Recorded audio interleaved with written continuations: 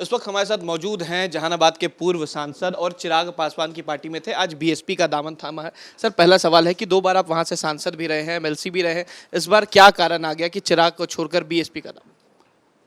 ये सबको पता है कि चिराग पासवान ने पार्टी को दुकानदारी में बदल दी, राजनीति को दुकानदारी में बदल दी। कहीं वहाँ सिर्फ राज की चिंता है, नीति की कहीं चिंता नहीं है। जो बिहार फर्स्ट, बिहारी फर्स्ट का उनका स्लोगन था वो ध्वस्त हो गया। और ये जो वहम था कि चाचा पिता तुल्य ये कहते हैं, यह एक फिल्म का नाटक था जो नैरेटिव समाप्त हो गया। तो मैं अभी 20 साल राजनीति करूंगा, तो एक नया नैरेटिव गढ़ने के लिए मैंने बसपा का दामन थामा है और यह विकल्प बनेगा बिहार में, बिहार की सत्ता का। नहीं, आपने पहले भी कहा था कि इस बार जनता तय करेगी कि मुझे क्या करना है, तो मानते हैं क्या कि जनता इस बार चाहती है कि इस बार आप बीएसपी से चुनाव लड़ें? सब लोगों से बात करके ही, अभी भी यहाँ जनता बैठी हुई है, वो सब लोगों ने बात करके ही बीएसपी से लड़ने का आग्रह किया और बीएसपी से अप्रोच हम लोगों ने किया और यहाँ सम्मान लोगों ने दिया। तो मुझे भरोसा है कि जिसके लिए संघर्ष किया, जिसके लिए रैलियाँ आयोजित की, जिसे बिहार का भविष्य बता रहे थे, वो आदमी बड़ा नकली निकला। लेकिन चिराग पासवान ने तो ये साफ कहा है कि उनकी नाराज़गी मैं समझता हूं, लेकिन मेरे पास 5 सीटें थी, मैंने कोशिश की थी, नहीं मिल पाई, मैं आपसे बात करूंगा, मतलब आपसे बात करूंगा। 5 सीट उनके पास थी तो वैशाली से लड़ाते, मुझे बिहार में हर लोग जानते हैं। रेणु कुशवाहा को खगड़िया लड़ाते, एक भी पॉलिटिकल जीव को लड़ाए। लोग जानता है कि वैशाली में टिकट कैसे मिला है, जिसके बारे में अंतिम तक कहते रहे। जो लोग कहते थे कि ये पंजाब का तेल जलता है, चिराग में बुझ गया, उनके परिवार को समस्तीपुर से टिकट दे दिया। फ्रंटल लड़ाई हम लोग करते थे। तो क्या है नीति, जरा बताएं तो। पढ़े लिखे लोगों को, नौजवानों को दिया है, एक भी पढ़ा लिखा लोग पटना यूनिवर्सिटी का नहीं मिला, ऑक्सफोर्ड का मिला। जो यहाँ का मिचाई नहीं समझ पाता है, जो घास नहीं समझ पाता है, जो पेड़ पौधा नहीं समझता है, जो पैदा लिया दलित परिवार में, चला गया अमीर घराने में और कोटा खा रहा है दलितों का। तो आप बताइए, हम तो यही लड़ाई लड़ रहे हैं अपने समाज से भी। हम जब जहानाबाद से पहली बार सांसद हुए थे, जल रहा था, और वहाँ जो हमने अंबेडकर छात्रावास बनाया है वो इस प्रदेश का अव्वल है, जहाँ से लड़के पढ़ करके गरीब परिवार के, जिसको साइकिल नहीं होता है, वो हाथी पर चढ़ने का सपना देखता है।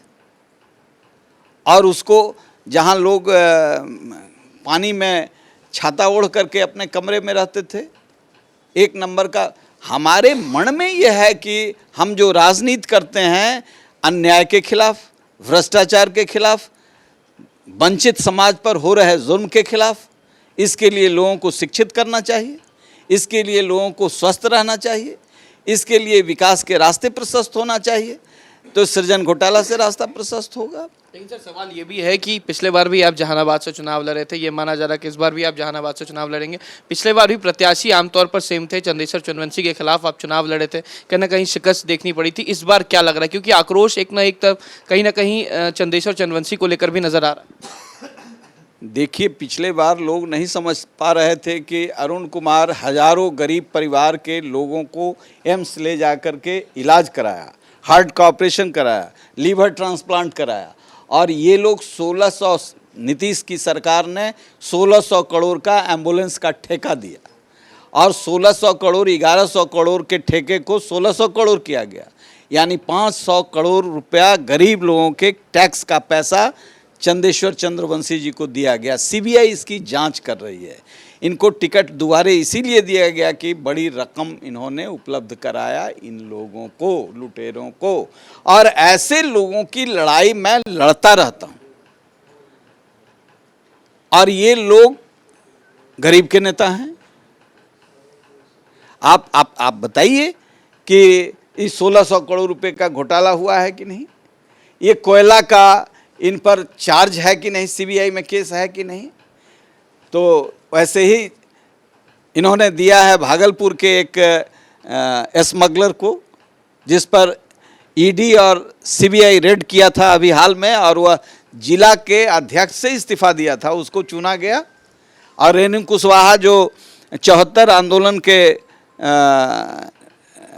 नेत्री थी, केंद्र में लोकसभा में भी रहीं, यहाँ भी नीतीश कुमार के मंत्रिमंडल में मंत्री रहीं, तो ये लोग काबिल नहीं थे, ये लुटेरे काबिल थे। मानते हैं अरुण कुमार की जहानाबाद में इस बार जीत सुनिश्चित है?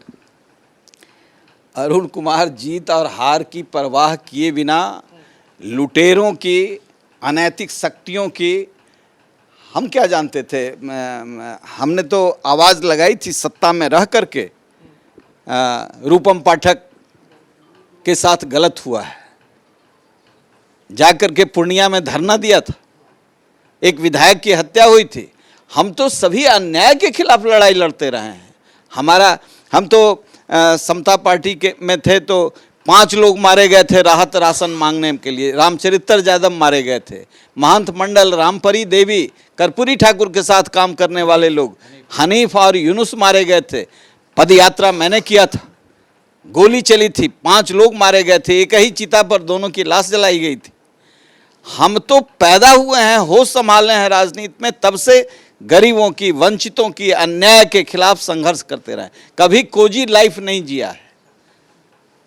सत्ता के शीर्ष पर थे जॉर्ज फर्नांडिस के साथ, लेकिन कोई उंगली नहीं उठा सकता है। तो इस चरित्र बल के साथ ये लोगों को पसंद नहीं है। चूंकि नीतीश कुमार को मैंने देखा है और लड़ाई लड़ी और साथ रह करके भी लड़े, तो ये कठिनाई है, मैं समझौता नहीं कर सकता।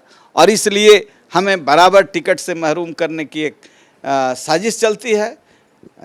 चिराग पासवान ने तो रेणु कुशवाहा को यह कहा कि सभी पार्टियों में मेरी चलती है, अरुण कुमार को टिकट नहीं लेने देंगे, कहीं से नहीं लेने देंगे। तो अरुण कुमार तो निर्दलीय भी लड़ते हैं, और अब तो एक नेशनल पार्टी ने टिकट दे दिया कि सभी पार्टियों में मेरी चलती है, अरुण कुमार को टिकट नहीं लेने देंगे, कहीं से नहीं लेने देंगे। तो अरुण कुमार तो निर्दलीय भी लड़ते हैं, और अब तो एक नेशनल पार्टी ने टिकट दे दिया। अब देखिए क्या अतिक्रम करते हैं। चलिए, बहुत शुक्रिया। ये थे हमारे साथ पूर्व सांसद अरुण कुमार। साफ कहा कि चिराग पासवान ने वो तमाम कोशिश कर ली मुझे टिकट नहीं देने के लिए, लेकिन इस बार बीएसपी से, जहानाबाद से उम्मीदवार हैं, और जीत हार तो लगा रहता है। इससे पहले भी 2 बार सांसद रह चुके हैं, एमएलसी भी रह चुके हैं। इस बार जनता क्या करती है, जनता का क्या मूड रहेगा। वीडियो जर्नलिस्ट सत्येंद्र कुमार के साथ उत्कर्ष, न्यूज़ नेशन, पटना।